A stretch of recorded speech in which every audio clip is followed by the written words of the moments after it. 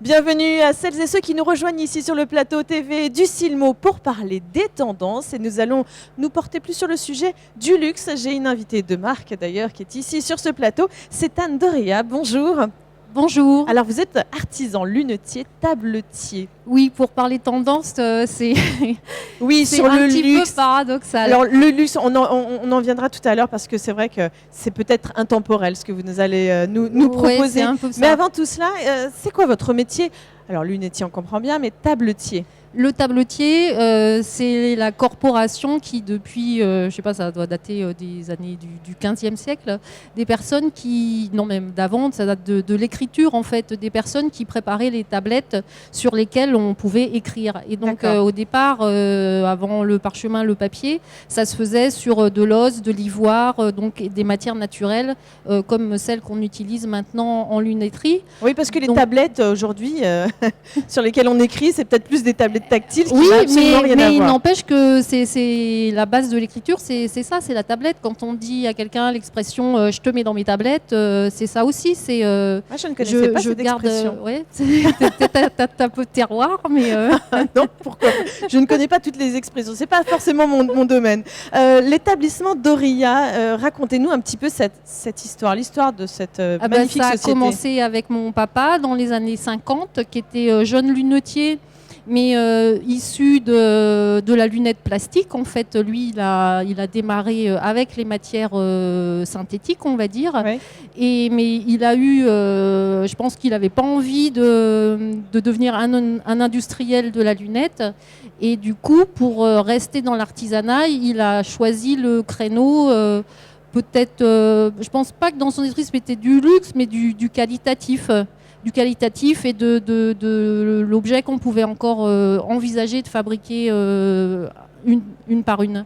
Alors c'est vrai, quand vous vous présentez, le titre que vous donnez, c'est artisan lunetier. Est-ce que c'est, parce que finalement tous les lunetiers sont des artisans, est-ce que c'est plus par rapport à l'échelle industrielle et au côté plutôt minime de votre société où vous n'êtes pas trop nombreux, c'est ça? Je comprends pas la question. Le fait artisan, vous dites artisan, alors que finalement tous les artisans se disent lunetiers, mais vous, votre société, c'est pas une énorme industrie. Ah ben non. Oui, vous êtes combien? On est 4. D'accord. Et 4 et à faire parmi combien les 4, combien on est 3 temps complet et un monsieur qui a 30 ans de maison, donc qui est en retraite et qui nous consacre encore une semaine de son temps par mois parce que c'est vraiment l'expert de la maison. Du coup, en quoi est-ce que c'est différent des autres lunetiers qu'on peut voir? En quoi c'est différent par rapport aux industries justement en quoi c'est différent celui qui fabrique une lunette est lunetier. Enfin bon, c'est sûr que le terme de lunetier c'est quelque chose qui est revendiqué par beaucoup parce que ça donne une connotation artisan. Vous, c'est quoi votre particularité dans votre société? Notre particularité, c'est de fabriquer des lunettes une par une, en fait. D'accord. À la pièce, et avec quel matériau? Avec des matières naturelles comme l'écaille, la corne. D'accord. Ce qui ne se fait pas forcément. Aussi, on la travaille à l'unité pour du sur-mesure. D'accord. Et c'est en cela que vous pourriez vous définir comme des lunettes de luxe? D'une part par les matières et aussi le fait qu'elles sont travaillées, je peux faire des lunettes pour vous, dessinées pour vous. Du sur-mesure. C'est le sur-mesure qui fait que c'est du luxe. Et pas dans les matériaux? Les deux. Les deux. Oui. Et l'écaille, c'est vrai que ça pourrait... tout le monde ne serait pas forcément d'accord pour travailler l'écaille. C'est des écailles de tortue, c'est cela? Donc c'est une tortue qui effectivement est protégée depuis 1973. Et on a obtenu des dérogations pour pouvoir continuer à travailler uniquement sur des stocks existants. Et pour quelles raisons? Ça apporte d'autres avantages? Par rapport aux matières plastiques? Voilà, au confort. Tout comme peut apporter un cuir par rapport à un synthétique. Au niveau du contact avec la peau, ça ne fait pas transpirer. Ces matières-là ont l'avantage d'être plus légères aussi que les matières en plastique. D'accord. Donc on va montrer les modèles que vous présentez. Vous serez sûrement surprise déjà en les ayant dans les mains. Dans les mains, oui. Légères, on est surpris du poids de l'objet D'accord. Donc, on est je me habitué. permets de Je vous en essayer. prie. D'ailleurs, les lunettes que vous portez, c'est vous qui les avez fabriquées, j'imagine. Oui, Vous êtes fait vous-même, sur mesure, vos propres lunettes. voilà. D'accord. Comment ça se passe dans vos ateliers quand vous créez une paire de lunettes? On travaille souvent, bon là on a fait des créations pour nous, pour pouvoir présenter au Silmo, mais c'est sûr que le gros de notre travail en atelier, c'est de répondre à des demandes particulières, donc de s'adapter par l'intermédiaire de l'opticien, de s'adapter à la demande du consommateur final, qui peut repérer une lunette en magasin, mais qui ne lui correspond pas au niveau morphologique et qu'on adapte pour lui, dans la matière, dans les formes et à sa morphologie. Donc effectivement, elles sont très confortables. Je me vois et je me trouve très belle avec. Je crois que je vais les garder. Donc celles-ci, elles sont faites en quoi? Celles-ci sont faites en corne de buffle. D'accord. Donc ça fait partie des matériaux que vous utilisez. Qui est aussi une matière thermoélastique naturelle comme l'écaille de tortue.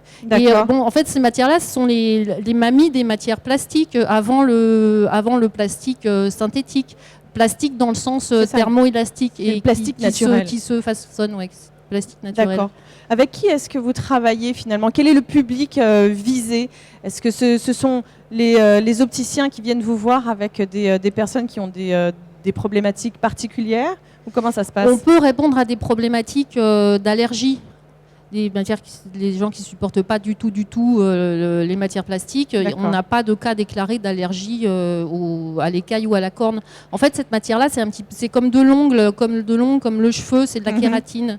Donc c'est un peu peau sur peau. Oui, c'est ça. La peau plutôt adhère mieux, plus facilement à ce genre de matière. C'est pas tant que ça adhère, mais c'est surtout ça provoque pas d'irritation. D'accord. Et quand vous parlez tout à l'heure, on parlait des tendances luxe. Finalement, vous, c'est plutôt intemporel? C'est intemporel, mais plus on entre, je pense, dans l'ère industrielle et dans l'uniformisation, même si aussi ici au Silmo, si on voit la diversité de l'offre qu'il y a dans la lunette, malgré tout, il y a aussi une grande tendance à l'individualisation du produit. Les gens veulent quelque chose de personnalisé. Et puis, dans les grandes villes, les gens aussi, je pense, souffrent d'une déconnexion par rapport à la nature. Oui. Et on a des réponses, on a un produit qui répond à ces demandes-là. Même si, c'est vrai que le naturel devenant rare, du coup, il n'est plus tellement accessible et du coup, on passe dans la catégorie des produits de luxe. D'accord. Alors, vous me disiez tout à l'heure que vous étiez 4 dans votre établissement à travailler, donc à fabriquer. Vous fabriquez combien de lunettes par an? Je n'ai pas trop compté par an et ça va être facile. Il suffit de faire une 50aine de lunettes par mois, fois 11 mois. On se repose au mois d'août, en gros. D'accord. Et vous arrivez à vivre de ce métier? On vit de ce métier, oui. Assez facilement, je veux dire par rapport justement à tous ces grands groupes qu'on peut voir ici. C'est pas du tout les mêmes ambitions. J'ai pas l'ambition de devenir un grand groupe. Non, bien sûr. Est-ce qu'on peut parler de tarifs? Mais j'ai pas du tout les mêmes problématiques non plus que les grands groupes. Est-ce qu'on peut parler de tarifs? On peut parler de tarifs, vous voulez de tarifs prix public, magasin? Oui, par exemple. Bon, pour la corne, c'est très très variable parce qu'il y a maintenant une offre de prix en corne. Bon, on a parlé tout à l'heure des Chinois qui fabriquent aussi très bien. Et c'est vrai qu'effectivement, moi je vois des lunettes fabriquées en corne, fabriquées en Chine. Je me dis, oui, c'est vrai, c'est bien. Oui, pourquoi pas. Oui, et c'est vrai que niveau prix, par contre, ils les vendent, je sais pas, facile. Prix opticien, moi, on m'a dit 50 € une lunette en corne fabriquée en Chine, alors que moi, mes sur-mesures en corne proposées aux opticiens, je les vends entre 300 et 350 €. D'accord. Après, prix public sur Paris, pour des lunettes en corne, opticien, on voit, je pense, les premières offres, ça doit être dans les 250 €. Oui, et les lunettes que je fabrique moi, elles doivent arriver en magasin, je sais pas, dans les 900, 1000 €. On est sur du vrai sur-mesure, en tous les cas, des vraies lunettes de luxe. Elles sont magnifiques et bravo. En tous les cas, merci beaucoup d'être venu nous présenter vos produits de l'établissement d'Aurélien. C'est surtout très gentil de m'avoir invité, je vous remercie. Et puis bonne fin de salon. À très bientôt. Merci beaucoup, à vous aussi.